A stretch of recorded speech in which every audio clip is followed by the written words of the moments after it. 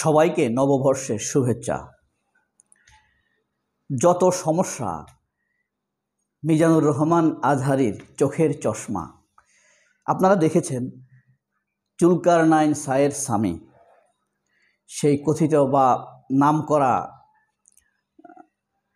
আপনার অনুসন্ধানী সাংবাদিক, আল জাজিরা খ্যাত সাংবাদিক মিজানুর রহমান আজহারী 12ই এপ্রিল সোহরাওয়ার্দী উদ্যানে বেশ মঞ্চ কাঁপানো ভূমিকা রেখেছিলেন।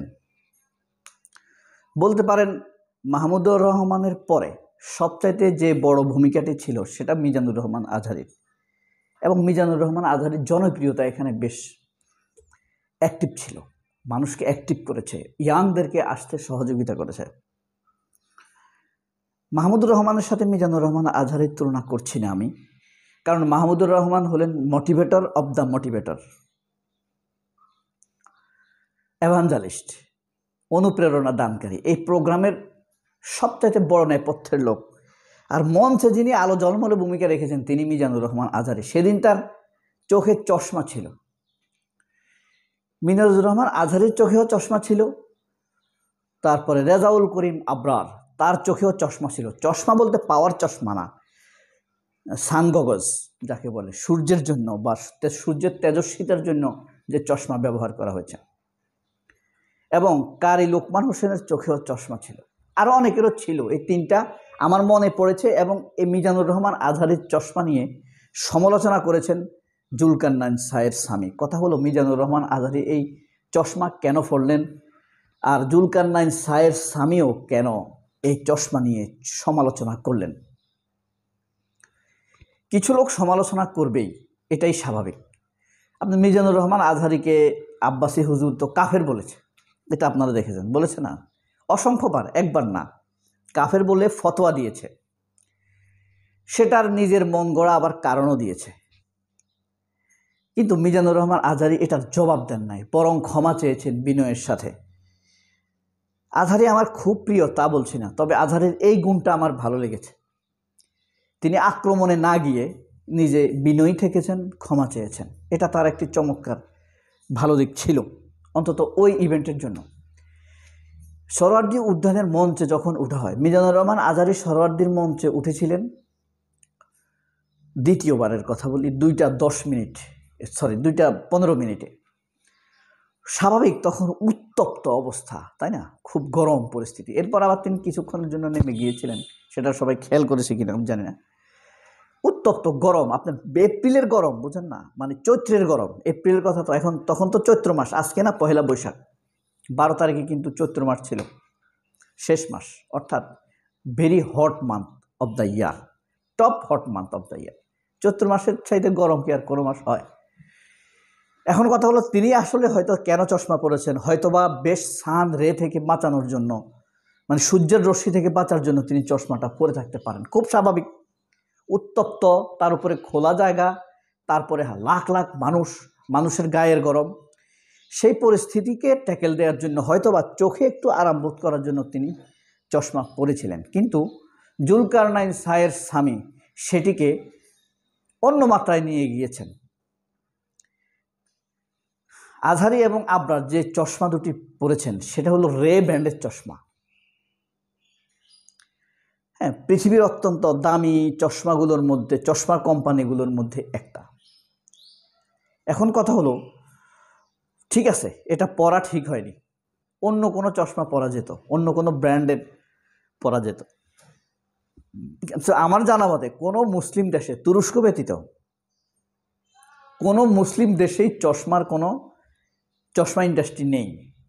এমনকি ভারতের মতো দেশ, ভারত তো মুসলিম দেশ না, ভারতের মতো দেশ চশমা আমদানি করে, মানে কমন চশমাগুলো আমদানি করে চায়না থেকে। ব্র্যান্ডেরগুলো তো আনেই, সুইজারল্যান্ড, ফ্রান্স, জার্মান, হ্যাঁ, ইতালি থেকে আনে, আমেরিকা থেকে আনে ভারত। কিন্তু কমন চশমা যেগুলো কমন পিপলের জন্য, তারা চায়না থেকে আনে। অর্থাৎ এই ভারতেরও চশমা ইন্ডাস্ট্রি খুব উন্নত না। পৃথিবীতে চশমা ইন্ডাস্ট্রি এবং ঘড়ি যে শিল্প, এই দুইটা শিল্প উন্নত হাতে গোনা কয়েকটি দেশে, খুবই কম। এক। দ্বিতীয়ত হলো, আজহারী যখন প্রোগ্রামে আসেন তখন হয়তো এত কিছু মাথায় ছিল না। সেখানে একটি ইভেন্ট ছিল, ইসরায়েলি পণ্য বয়কট। তো জুলকারনাইন সায়েরের অভিযোগটি ছিল ইসরায়েলের পণ্য যখন বয়কটই করা হবে তাহলে রে ব্যান্ডের চশমা পরা হলো কেন? এটার এক নাম্বার জবাব আমি চ্যালেঞ্জ করছি না সায়েরকে, সে একজন বড় সাংবাদিক, তিনি একজন বড় সাংবাদিক। আমি শুধু বলছি রে ব্যান্ডের চশমাটি কোনোভাবেই ইসরায়েলের না।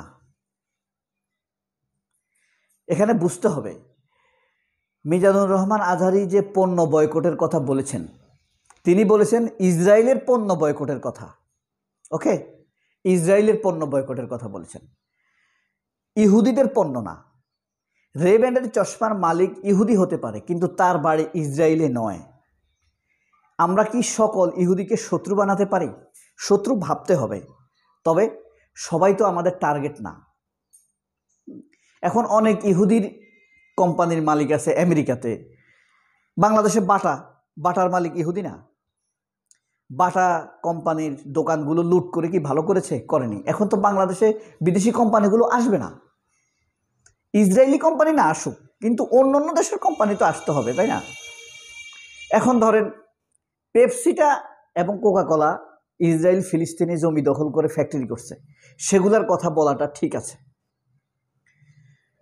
হ্যাঁ, তারা মালিক ইসরায়েলি না হলেও ইসরায়েলি কিন্তু ইন্ডাস্ট্রি আছে। ঠিক একইভাবে যে রে ব্যান্ডের চশমাটি মিজানুর রহমান আজহারি, মুফতি লোকমান হোসেন, কারি লোকমান হোসেন, তারপরে বাইতুল মোকাররমের খতিব সাহেব হুজুর পড়েছেন, এরপরে আপনার এই আরেকজন রেজাউল করিম আবরার পড়েছেন, সেগুলো রে ব্যান্ডের চশমা। রে ব্যান্ডের মালিকটা ইহুদি হতে পারে, কিন্তু তার বাড়ি ইসরায়েলে নয়। আমি বলতে চাইছি সেটা। আর মিজানুর রহমান আজহারি ইহুদিদের পণ্য বয়কট করেনি, বয়কট করেছেন ইসরায়েলি পণ্য। এখন একজন মুসলমান বাংলাদেশের হতে পারে, হ্যাঁ, তাই বলে আপনি মুসলমান হিসাবে ইহুদিরা যদি শত্রুতা করে তাহলে সামগ্রিকভাবে কার করবে? বাংলাদেশের করবে আগে, কারণ তার বাড়ি বাংলাদেশে, তাই না? সব মুসলমান করতে গেলে সৌদি আরবেরও করতে হবে, তুরস্কের করতে হবে, তাই না? এখন কথা হলো আজহারির সূক্ষ্ম ব্যাপারটি হলো তিনি যেই মোটিভেশন দিয়েছেন ইসরায়েলি পণ্য বয়কট করার জন্য, ইহুদি পণ্য নয়। আপনি সকল ইহুদি পণ্য যদি বয়কট করতে যান তাহলে আপনাকে তো সব করতে হবে। কেন? মুসলমানদের সাথে ইহুদিদের বিজনেস ছিল না? আল্লাহ রাসূল সাল্লাল্লাহু আলাইহি সাল্লামের যুগেও ছিল। তবে হ্যাঁ, যেটি ক্ষতিকর, যেটার অর্থ দ্বারা মুসলমানদের ক্ষতি করা হয়, সেটার ব্যাপারে সবারই নজর আছে, সচেতন আছে। মিজানুর রহমান আজহারিও সেই ব্যাপারে সচেতন আছেন। সুতরাং তার চশমা সমস্যা, এটা আসলে চশমা সমস্যা না, এটা হলো আজহারিকে না পছন্দ করার সমস্যা, পচানোর সমস্যা।